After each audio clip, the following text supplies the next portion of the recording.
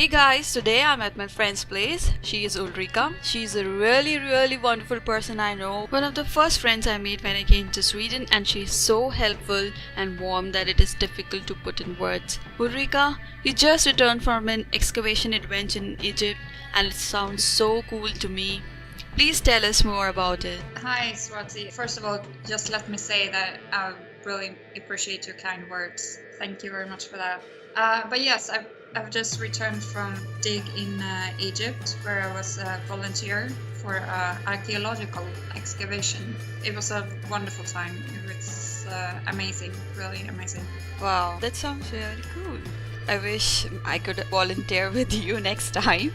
So how did you come to know about this opportunity? A couple of years ago, I saw an article about a Swedish archaeological team that had found findings in south of Egypt, and I just looked them up and contacted them and just said congratulations. And before I knew it, they asked if I wanted to volunteer. So I couldn't really believe it at first. Yeah, I mean that proves you should just do what comes to mind, and if you want something, you should just go and get it and see what you can do. Absolutely. So for how long were you there? I was there for about 2 months. The whole season was for 4 months, but I had 2 months on the site. Okay. Can you please tell us how did your day start over there and what all did you do when you were there? Well, it started quite early, or very early for me, because we left the boat around 7 o'clock in the morning. And then we went to the site and we worked out in the field for until 2 o'clock in the afternoon, since it gets quite hot, so you work later than that. And then there's security issues as well. And then we went back to the boat, had dinner, and just continued the work and registered the findings and during the evening. So it was more or less 12-hour work. Oh, that's gross. Yeah, but it was fun. You were having fun. You didn't really feel like you were working. So, and especially when you know you have come for this and you're totally into it.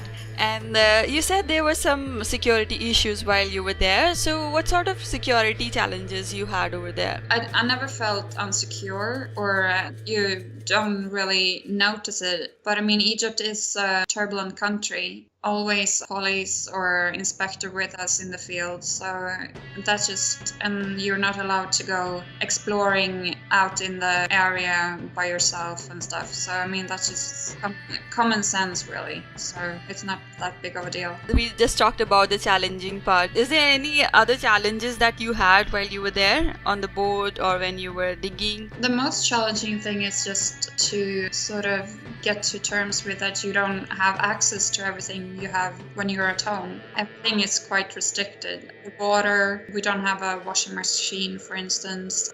It's a very basic life, and that was in the beginning quite a big challenge. Then the work in itself in the field, it wasn't that challenging. It was just great fun all the time. Wow, that's cool. And the most interesting memory would be? All the finds that we did, and being part of that journey and be able to tell the story or tell the history about the people who lived there and making their life come alive again. That's the most interesting part, I think. So what was the outcome of your research? I'm not really allowed to share any specific findings that we did, but I can just say that we did find a lot of stuff. And they're gonna publish their findings in magazine with the media in a couple of months' time. So you just have to wait and see. Yes, absolutely. We will eagerly wait for the magazine to release and see your findings there. What will be your next step now? Next action? So what are you doing now? And any plans for the next expedition? Of course, I would love to join another exhibition for their next season to come in the fall. But it depends on if you can do it with the work that you have at the moment, or